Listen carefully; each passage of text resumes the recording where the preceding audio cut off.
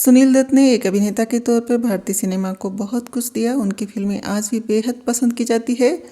उन्होंने हर तरह के किरदार को पर्दे पर उतारा। सुनील दत्त निजी जिंदगी में भी बड़े खुशमिजाज किस्म के इंसान थे।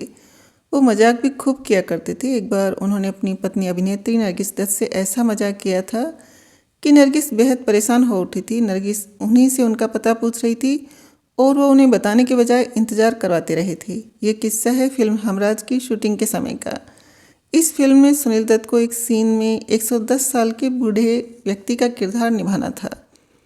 उनके मेकअप मैन ने उनका मेकअप कर दिया था। इसी बीच नरगिस सेट पर आई और सुनील दत्त को बुजुर्ग समझकर बाबा कह दिया था। सुनील दत्त के मेकअप मैन और फोटोग्राफर रहे पंडरी जुकर ने बीबीसी से बातचीत में इस दिलचस्प किस्से का जिक्र किया था। उन्होंने बताया था, फिल्म हमराज के लिए मैं उनके 110 साल के बूढ़े के किरदार के लिए मेकअप कर रहा था, तभी उनसे मिलने नरगिस जी आ गई।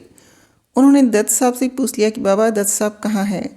उन्होंने आगे बताया था, ये सुनते ही दत्त साहब ने मुझे कुछ न बताने का इशारा किया और पूरे 2 घंटे के इंतज़ार के बाद नरगिस चलने लगी तो मुझे बुरा लगा। मैंने नरगिस जी को कहा कि दत्त साहब आपके बगल में ही हैं। यह सुनते ही नरगिस हैरान हो गई और दत्त साहब ज़ोर ज़ोर से हंसने लगे। इसके बाद नरगिस ने पंडित जुकर के पास आकर कहा था, आपने मेरे पति का ऐसा मेकअप किया कि पत्नी होते हुए भी मैं उन्हें नहीं पहचान पाई। इसके बाद नरगिस ने अपनी कीमती घड़ी पंडित जुकर को बतौर निशानी दी थी।